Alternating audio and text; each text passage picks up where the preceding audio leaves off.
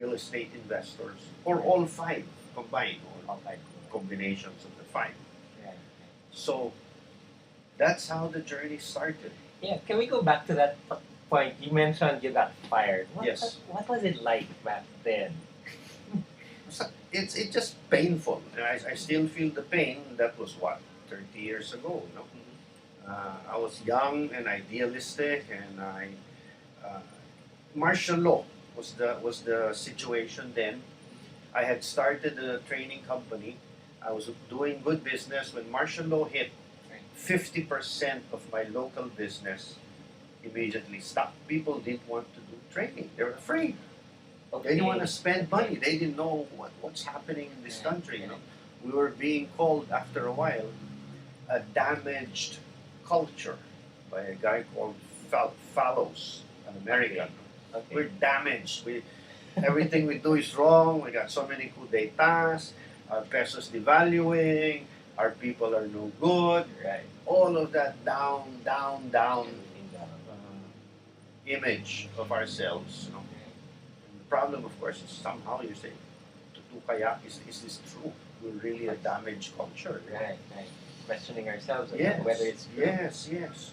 So that was really very, very difficult times. And it's during the time when I lost 50% of my market share and revenue. I said, what's the solution? Well, if the Philippines is in a crisis, I said, what about outside the Philippines? Singapore, Indonesia, Malaysia, Thailand, all of that. And out of desperation, I started to market to those countries. Okay. And companies signed up. Wow. Because of our product, because of our track record. And then when I visited each country, lo and behold, there's a Filipino company that was ahead of me. The famous... Doing the same thing? No. They were SGV. Okay. SGV Hong Kong, SGV Malaysia, SGV Indonesia, with all different kinds of names, but SGV was such a known brand in Asia. Very nice. Mr. Sisip had done a superb job, and of course the SGV partners. So the thought came to me, I said, it's hard to market solo in each of these countries. Right. What if I leverage the SGV network? Very nice. So now I'm a big fish in a small pond, because I'm just a small startup company. But if I can work out an arrangement with SGV, I'll be a small fish in a big pond, which is Asia. Right. And sure enough, without going to details, Mr. Sisip and I signed a joint venture agreement with the U.S. partner who supplied the products, an American, I'll call it Bill. So we had a three-party joint venture. And they said, okay, Larry, you run it. And we'll just support you. U.S. will provide the product, the training product. Philippines will provide the network in Asia, Right. SGV. You provide the service. And I provide the service. Great. What was it like Oh, getting that gig? it's like really like getting any gig. You feel like dancing, you feel like celebrating, and you're scared because these people are yes, they're hard nosed. Every month you have to face all the partners and report your financials. Yeah. Your balance sheet, income statement are flashed on the screen. They're free to question you. Oh, bakit ganito? Why did you lose money here, etc. And fortunately or unfortunately, every month I would turn a profit. There was no red line in my for 10 years. Let's talk about scared. You mentioned scared. Yes. How did that figure in your journey? Well, fear is part of entrepreneurship. Anytime you start something, it's scary. But as you get into it and you slug it out and you survive, I guess knowledge begins to cast out fear. As you understand more and more how to do the business, as you learn from these people who are really professionals. I mean, the SGV people are not just good accountants, they're business people. Right. What would be your tip for entrepreneurs facing fear or being scared with things? Live with it. Live with Well, it. don't run away from the fear. I mean, fear is needed to kind of wind you up. I mean, because without fear, there's no adrenaline. Without adrenaline, you can't break through out of your comfort zone into that challenge zone where there's more profit, there's bigger market, there's more challenges, of course, you know, and of course, more bottom line impact. So you get more income, you get more impact, and you get more influence. Outside in the challenge zone. Yes. Let's draw that for our audience, Larry. Okay. Sir Larry. Okay. I prepared this so Oh. that ano. Yeah. I think I know what you're talking about. That will be like Yes, there you are. and That's a circle of influence. circle of influence. Yeah, Sige nga, that's you wanna Stephen teach? Covey. Sige nga. And then this is the circle of concern. Okay? Okay. This is what you can control, and this is what you cannot control. And there's a prayer that goes with this. Okay. What's that A like? serenity prayer. It says, God grant me the serenity to accept the things I can change. I can change this one. The circle of influence. Influence. The courage to change the things I can. This one. Yep. And the wisdom, you know, the in between here, the wisdom to know the difference between circle of concern and circle of influence. And the idea is this normally starts small, but if you work at the edge, it begins to grow until your circle of influence begins to expand to almost match your circle of concern. Then you really have an impact. You make a difference in the world. You know? How that happens, that's the journey. That's the journey. That's the challenge. That's Yeah. where you face fear. That's where you Very nice. grow as a person. And you surrender at some Surrender point. At some point. Yeah. Because you can only control so much. You can only control. The rest happens beyond your control. Right. Tell us more about your journey.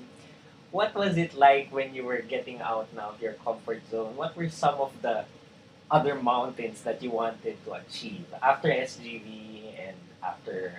Well, as I said, I got fired from a company I helped create. You know? Okay. It's very simple. Okay. Here you are, you're an American. You all of a sudden have the Philippines and all of Asia. Asia. Okay, it was that company pala. Okay. Yes, and you're making money. Okay. So I got called. One time, you know, we meet outside the Philippines. And Larry, why don't you come to Hawaii? Let's have a nice meeting. I said, sure. What about them? Oh, I'll just tell you then. So we met in Hawaii, and I saw the Waikiki beach. Very nice. Wonderful. We had dinner together. I remember very vividly. Bill was with his wife. And pretty soon we were talking business. You're doing well, you're making money, congratulations, it's 10 years. Now we're beginning to rethink the business. I said, oh, fine, that's what we do. Well, here's the result. We're going to ask you to focus on the Philippines, and we're going to take over Asia. So we're going to go directly into Singapore, go directly into Malaysia, go directly into Indonesia, etc. It's interesting, but what about our agreement? You know, when we started the joint venture, yes, for the Philippines and Asia. I said, well, that's already a decision. It's a done deal. We have to make that decision. But we had an agreement. He says, yeah, but we made a decision. So I said, after back and forth, so what if I don't agree? I don't agree to go along because I don't think it's fair. Okay. After much more talk, in typical straight shooting business American fashion, Okay. he said, well, Larry, let me be clear. If you don't agree, we will dilute your shares. And if you don't understand dilute, it means to say, you're dead. You won't have any say in this. Right now, we're giving you an opportunity to still play. I said, but it's not what we agreed. Well, he said, there's no use That's how it repeating is. what I'm saying. That's how it is. So I said, How was that for you? it's called you're being fired without being said. Without You're being fired, told okay, that you're no? fired. Right. So yeah, I said, okay, you're the boss. And I thought I was a partner, now I'm an employee. I'm being treated as an employee. I see. You're giving orders, you're not discussing, you're not trying to look for a solution. So I was out there. My shares were bought. I made money. Question is what to do next. What to do next, and that led from Yeah. training So to there's a next journey real na. estate. There's Yes. your next journey. Yes. Yeah. Yes. So, and then you, of course, you described already yung journey mo in real estate. Yes. Getting into real That's in estate. Think Rich Pinoy. That's in Think Rich Pinoy. And then you had a second, and then you taught us, you taught me, and you taught thousands more people. Many of them are my friends in Amishi, in Wow. Pagunana, Wow, also okay, friends in TSI. Yeah. You taught many of us how to do it in real estate. And then you came up with a second book, Grow Rich Pinoy. Yeah. And can you tell us more about the second book? That's simple. People were doing it, but they were getting back to me and saying, hey, I've got this thing, I can't move, I'm blocked, I'm stopped, I'm scared. So I said, there are blocks. So what can I tell people to address these blocks that are stopping them, and they're mostly in the mind. Okay. So Grow Rich Pinoy tries to address the blocks. How do you get rid of those blocks? Use some PSI principles. Yeah. Can you give our audience a taste of which principles you? I mean, there's so many. You can visualize. You can act things out. You can, ready, fire, aim. Nothing happens unless something moves. So you gotta keep moving and experimenting, and don't let fear paralyze you. And of course, they taught us all of this in PSI. Kumusta naman response? How did your readers? What were the feedback from your readers? I continue to up to this day. Yeah, they continue to tell me what their stories. They all have their individual stories. Like you, I'm amazed that you're telling me this right now. You're bringing back memory, Kayandong. So, that's what happened. That's the first dot, and then the second dot, and then the third dot, and the thing just took a whole new direction that I never expected. I never expected to be in real estate. I never expected that I would ever be in management training, which is what my whole PhD, my whole training and experience was. I never expected to, frankly, begin finding myself as an entrepreneur, having to survive by your wits, and then learning how to scale up your startup. So that's what led to that. That's your third dot na. Yes. Sige, well, very nice. That's the book that I actually read very recently, just this year. Yes. Tama ba? Yes. Yeah, this book was launched this year. Let's take a break, and then after the break, let's talk about this book. Sure.